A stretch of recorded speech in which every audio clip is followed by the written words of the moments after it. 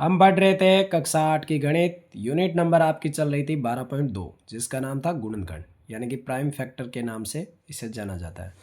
देखिए question number first क्या कह रहा है, निम्नलिखित व्यंजकों के गुणनखंड आपको बताना है। यानी कि जो आपको यहाँ पर एक इक्वेशन दी गई है, समीकरण दी गई है, उसके आधार पर आपको इनको क्या करना है, गुणनखंड। तो देखिए हम सॉल्व करना प्रारंभ करते हैं। पहला प्रश्न, इन गुणनखंड को करने से पहले आपको एक सर्व समीकरण बारे में पढ़ना पड़ेगा। सर्व समीकरण क्या है, यानी कि इसके इस नियम से x प्लस ए और x प्लस बी अगर आपको दे दिया जाए, यानी कि दो प्रकार के अलग अलग बीजीय व्यंजक के पद दिए गए हैं जिसके अंदर आपको x प्लस ए और x प्लस बी दिया गया हो,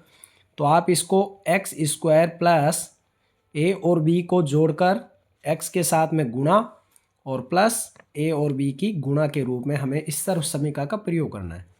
यानी कि आपको ऐसे पद के रूप में बीजीय व्यंजक दिया गया है, यानी कि इसमें अलग अलग आपको पद दिया गया है, तो आप इसको इस सर्व समीकरण का प्रयोग करेंगे। और अगर आपको सर्व समीकरण का प्रसार दिया गया है तो हम इसको क्या, ये बीजीय व्यंजक के पद लिखेंगे। तो देखिए हमें यहाँ पर अगर ध्यान से देखें तो यहाँ पे एक सर्व समीकरण का ये प्रसार हमें दिया गया है ए स्क्वायर प्लस 8 ए प्लस 16। तो हम सबसे पहले ये लिखेंगे ए स्क्वायर प्लस 8 ए प्लस 16। अब देखिए इसको आपको सर्व समीकरण के रूप में ये पहचान करना है कि कौन सा आपका ए है, कौन सा आपका बी है। तो देखिए सबसे पहले अगर मैं इसको लिखूं तो यहाँ पे मैं लिख लेता हूँ कि x का मान है वो आपका a दिया गया है, यानी कि पहला पद जो होगा स्क्वायर का वो पद, और b का मान आपको क्या दिया गया है, तो x स्क्वायर यानी कि a का मान और b का मान आपको इसके दो ऐसे समान टुकड़े करने 8a के, तो जिस रूप से हम इसे लिख सकते हैं तो क्या लिखेंगे हम, ये होगा आपका इस जो लास्ट पद होता है ए बी, तो ए बी के दो समान जब हम 16 के दो टुकड़े गिनेंगे तो क्या बनेगा, 4 बनेगा। तो हमें इस सर्व समीकरण के रूप में हमें ये लिखना है। तो हम इसको किस प्रकार से लिखेंगे तो वो हमें इसमें बताना पड़ेगा। तो हम यहाँ पे यदि इसको विभाजित रूप में लिखते हैं तो आप क्या लिखेंगे, ए के दो समान टुकड़े, यानी कि हम इसको गुणनखंड के तौर पे यदि हम पढ़ें तो हमें यहाँ पर कह सकते हैं कि क्या, इस 8a का जो मध्य पद है इसके दो समान टुकड़े किए हमने, क्या, 4a 4a। देखिए अगर हम इनका योग करते हैं तो हमें क्या, 4 और 4 क्या बनता है, 8a बनता है। पहला पद आपकी ये समीकरण को पूरा करता है, यानी कि इसके मध्य पद को, और दूसरा इसका जो मेथड होता है वो कहता है कि इन्हीं पदों की यदि हम गुणा करें तो 4a और 4a की यदि हम गुणा करते हैं तो आपका कितना बनता है, 16a स्क्वायर बन जाता है, क्योंकि इस पहले पद को इस तीसरे पद से गुणा किया जाता है। तो सर्व समीकरण में हमें यह बताना है कि कौन सा समान बनता है। तो हम इसको क्या लिख सकते हैं, हम इसको लिख सकते हैं कि a का भी एक आप समान टुकड़ा कर दीजिए, तो हम यहाँ लिखेंगे a का स्क्वायर प्लस 4 प्लस 4, या हम लिखेंगे इसके पास में x और 4 गुना 4। देखिए यह हमने इनके विभाजित भाग किया, यानी कि इनके टुकड़े किए। ए स्क्वायर को हम a गुणा a लिख सकते हैं, 8a के मैंने दो टुकड़े कर दिए, 4 और 4, ठीक है, तो 4 और 4 हो गया। फिर इसके बाद में x का मान, यानी कि x का मान वापस a में चल रहा है, तो a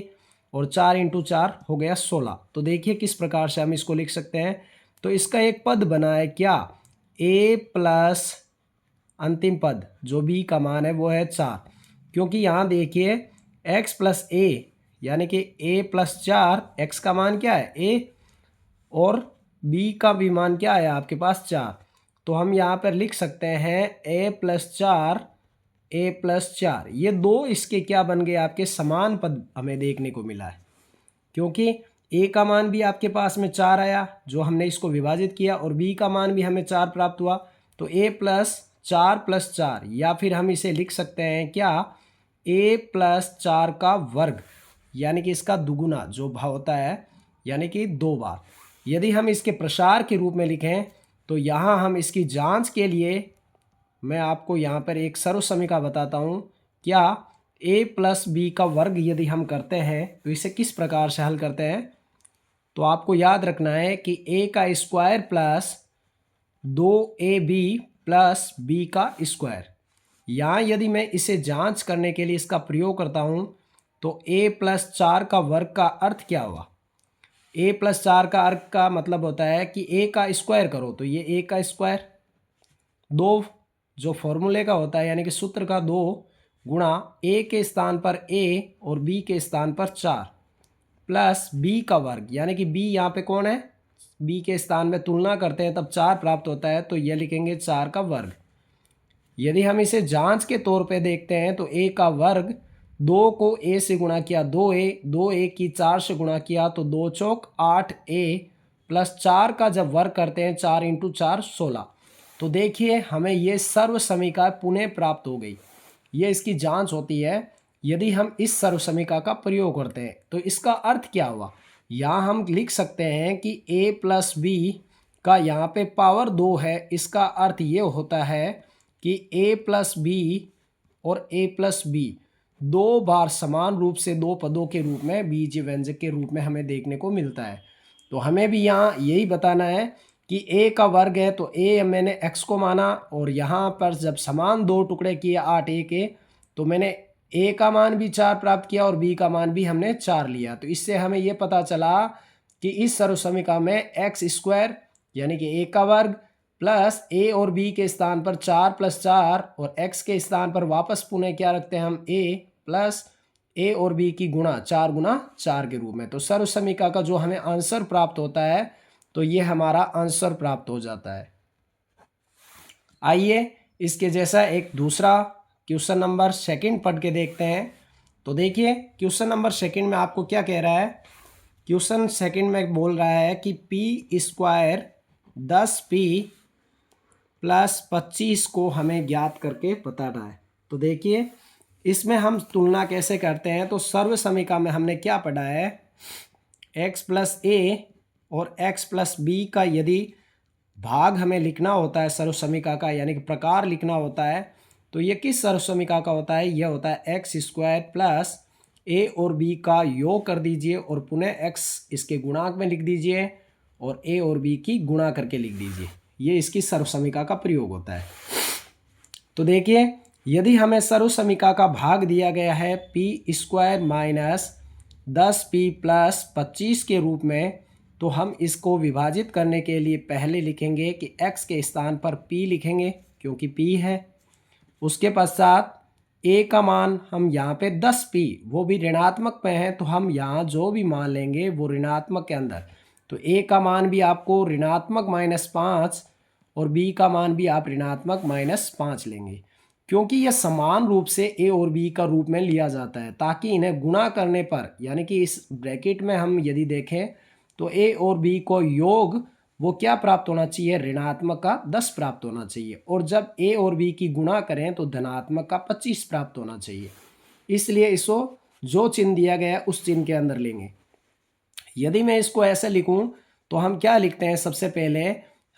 पहले ये लिखते हैं कि a का स्क्वायर यानी कि x के स्थान पर है p, तो यदि मैं इस प्रसार के रूप में इसको लिखूं तो p स्क्वायर प्लस a का मान ऋणात्मक का -5 फिर b का मान भी ऋणात्मक 5, ये दोनों जो मान दिए गए वो x के स्थान पर वापस हमने x को किसको माना है, p को, तो हमने p लिया और यहाँ पर हम लिखेंगे -5 गुणा -5 के रूप में। ये किसका प्रसार होता है, तो ये हमारे पास जो उत्तर में प्राप्त होगा वो यदि देखने पर हमें पता चलता है कि a का मान है वो है x का मान वो आपका p और अंतिम हो गया -5। यदि ध्यान से देखा जाए तो हम इसको इस प्रकार से लिख सकते हैं, या हम देखेंगे कि इसके दो टुकड़े हमें प्राप्त हुए हैं वो भी दोनों कैसे समान, p-5 ब्रैकेट p-5 के रूप में, क्योंकि जब हम इसे गुणा के रूप में करते हैं तो देखिए एक बार p का स्क्वायर ऋणात्मक का चिन्ह आए तो यहाँ ऋणात्मक का प्रयोग होता है और 5 और 5 यहाँ पे मिलकर वापस पुनः क्या बनता है, योग करने पर 10p और 5 इंटू 5 माइनस और माइनस की जब गुणा किया जाता है तो प्लस 5 इंटू 5 होता है 25। तो हम इसका ये रूप लिख सकते हैं p-5 का होल स्क्वायर या फिर p-5 या p-5 के रूप में। आइए क्वेश्चन नंबर 3 की ओर पढ़ते हैं। तो क्वेश्चन 3 में आपको दिया गया है 25 M square plus 30m plus 9 के रूप में। देखिए इसका जब हम गुणनखंड करते हैं तो 25m स्क्वायर को यहाँ पे आप गुणनखंड के रूप में आप क्या लिख सकते हैं, इसको 25 का यदि हम गुणनखंड करते हैं तो आप इसको 5m का स्क्वायर के रूप में लिख सकते हैं, क्योंकि 5 × 5 25, m का m स्क्वायर प्लस क्या लिखेंगे, इसके यदि हम 30m का गुणनखंड करते हैं तो 2 गुणा a का मान हो गया 5m गुणा 3, ये आपका 5 को 2 से गुणा किया 10, 10 को 3 से किया तो 30। मैंने यहाँ पर 30 का अभाज्य गुणनखंड के रूप में लिखा है, प्लस 3 का क्या होगा 3 गुणा 3 लिख सकते हैं, या फिर 3 का ब्रैकेट में स्क्वायर लगा के लिख सकते हैं, या फिर मैं इसको ऐसे लिख सकता हूँ क्या 5m का स्क्वायर प्लस 2 गुणा 5m गुणा 3 प्लस 3 का होल स्क्वायर, यानी कि स्क्वायर 2 बार हमें देखने को मिलता है। तो हम यहाँ पर क्या लिख सकते हैं कि a का मान हमें 5m प्राप्त हुआ और b का मान हमें 3, तो हम 5m प्लस 3 का होल स्क्वायर के रूप में हम इसे लिख सकते हैं। कारण क्या होता है कि यहाँ पर किस सूत्र का प्रयोग किया हमने, तो हमने यहाँ पे किया a square plus 2ab plus b का होल स्क्वायर हो, तो हम इसमें a और अंतिम जो b होता है उसे लिखकर उसका होल स्क्वायर के रूप में हम इसे लिखते हैं।